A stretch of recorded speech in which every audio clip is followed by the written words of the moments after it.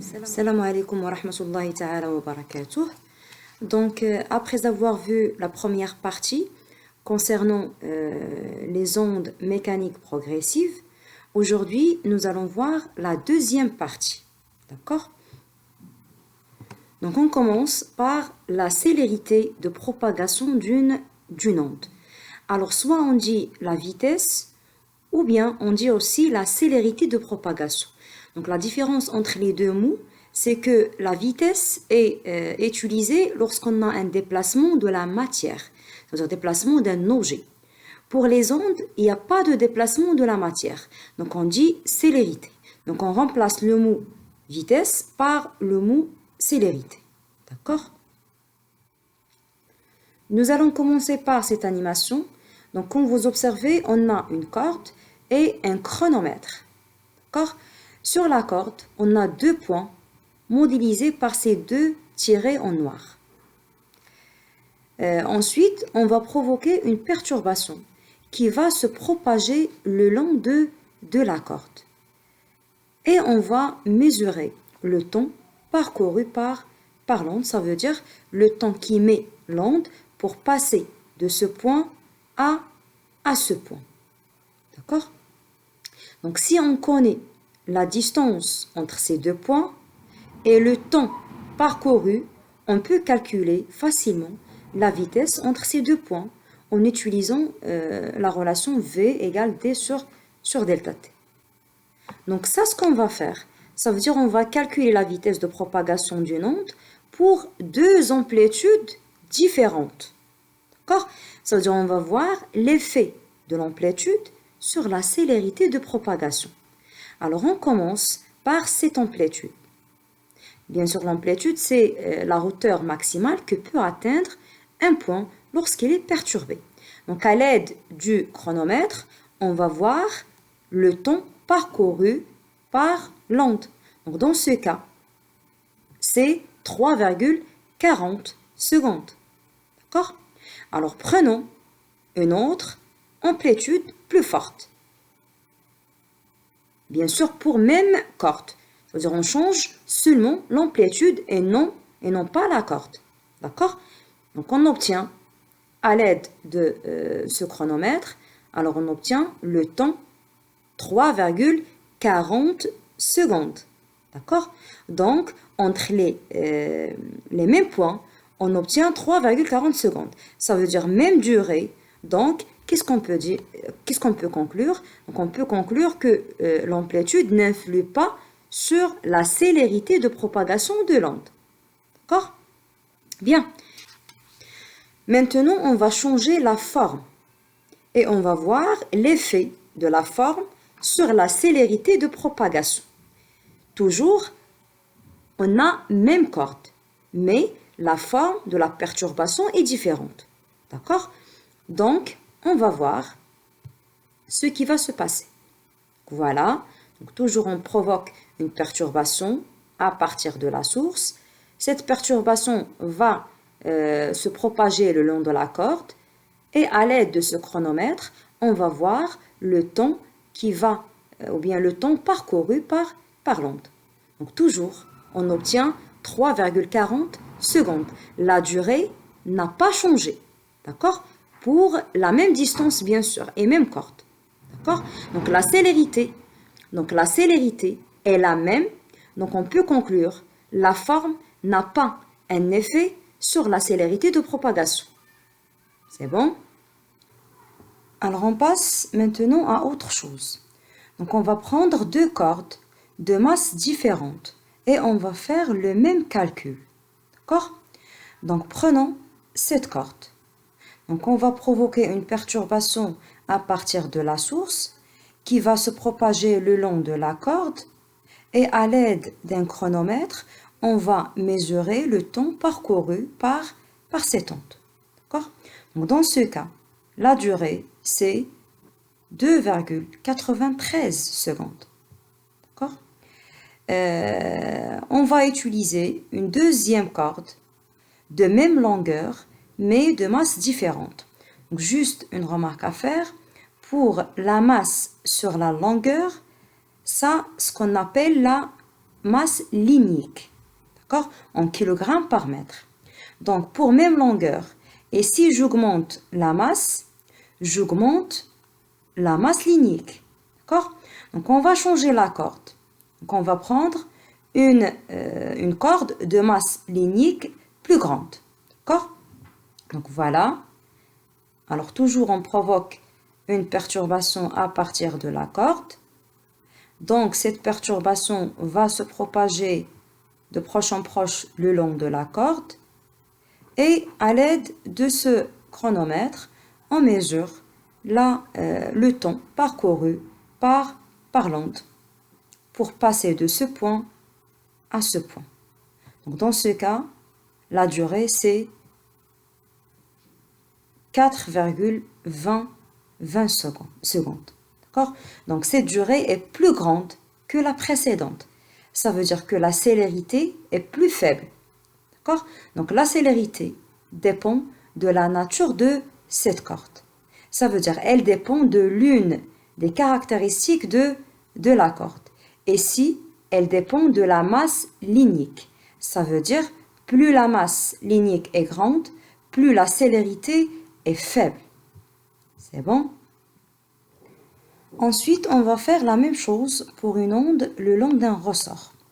Donc, on va prendre deux ressorts différents.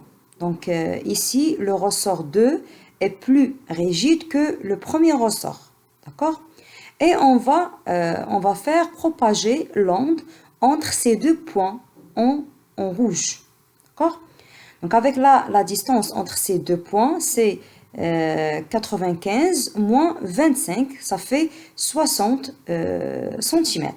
D'accord? Donc, on va voir ce qui va se passer pour le premier ressort. Voilà. Donc, voilà. Donc, le temps ou bien la durée parcourue par l'onde, c'est 2,56 secondes. C'est bon? Pour le deuxième ressort,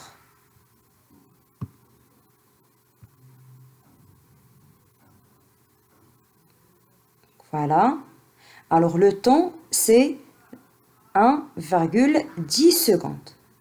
Alors, si on fait les calculs, donc on trouve que la vitesse ou bien la célérité pour le ressort 1, c'est 0,25 mètres par seconde. Pour le deuxième ressort, c'est 0,64 mètres par seconde. Donc, plus le ressort est rigide, plus sa célérité est importante. D'accord? Donc, la célérité de propagation d'une onde ne dépend que de la propriété du milieu et non pas des caractéristiques de la perturbation. J'espère que c'est clair. Et on passe à autre chose. Donc, pour mettre en évidence la notion du retard temporaire, nous allons utiliser cette animation montrant la propagation d'une onde à la surface de l'eau. D'accord?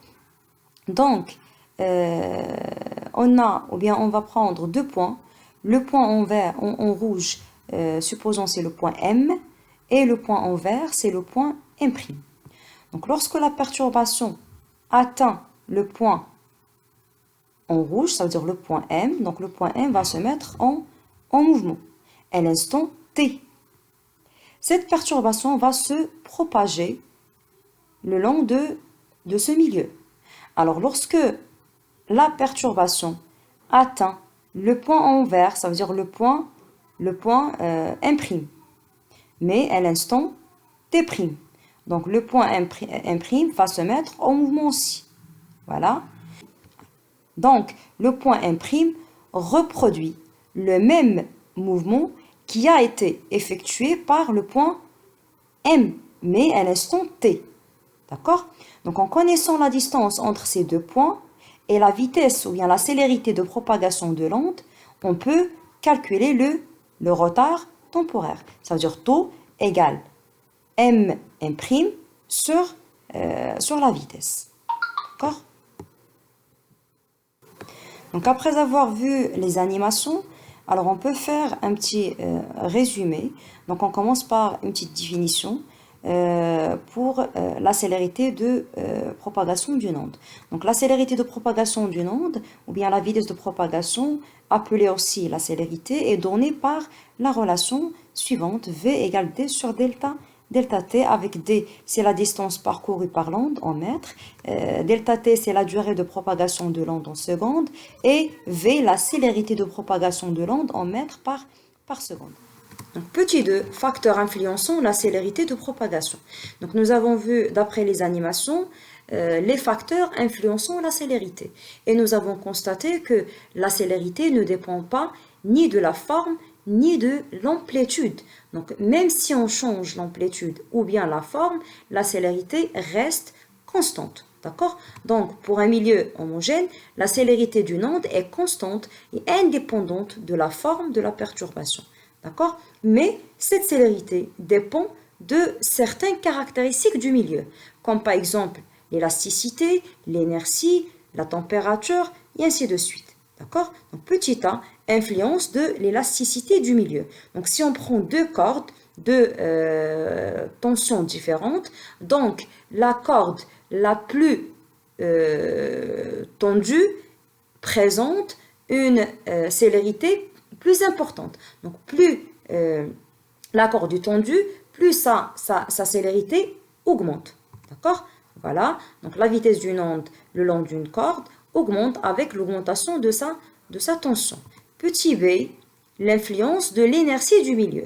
Donc, c'est quoi l'inertie du milieu? L'inertie du milieu, c'est la capacité d'un milieu de s'opposer au mouvement.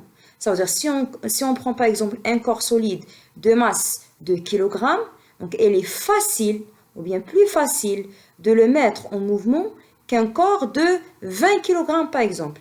Ça veut dire que le corps de 10 kg, ça veut dire que le corps de 20 kg présente plus d'énergie d'opposer au mouvement qu'un corps de 2 kg. D'accord? Donc, l'inertie d'un milieu ou d'un système représente la résistance que ce milieu ou ce système oppose lorsqu'on cherche le mettre en mouvement. D'accord? Donc, la célérité d'une onde dans un milieu dépend de son inertie. Plus l'inertie du milieu est grande, plus la célérité de l'onde se propageant dans ce milieu est faible. D'accord?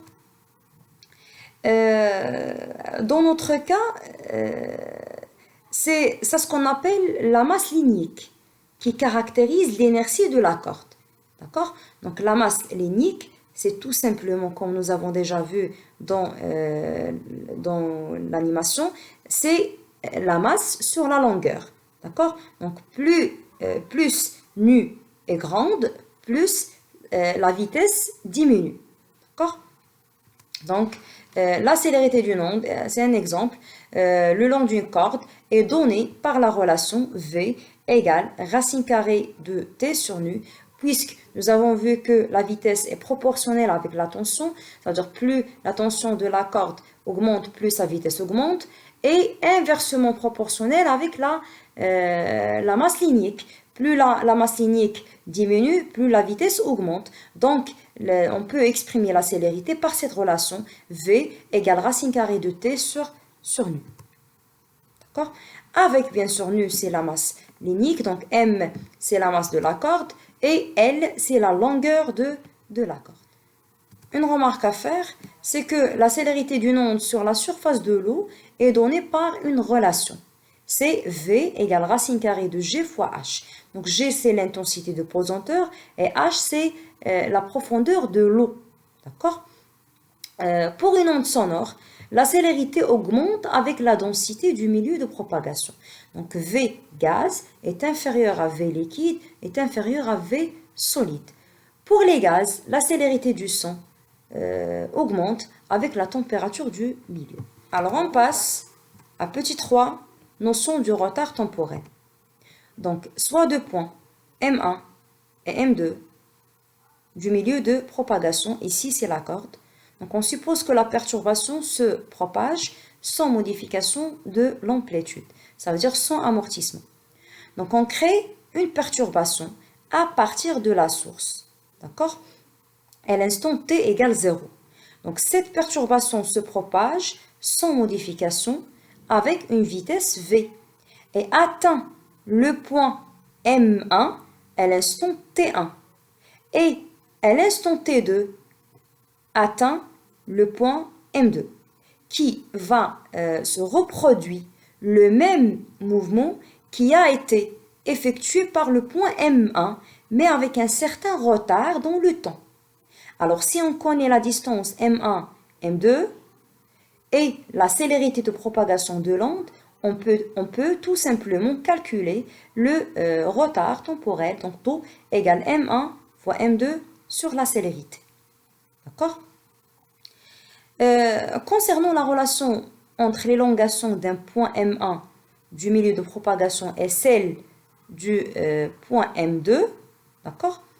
Donc c'est Y1 à l'instant T1 égale Y2 à l'instant T2, ce qui donne Y1 à l'instant T2 moins taux. D'accord?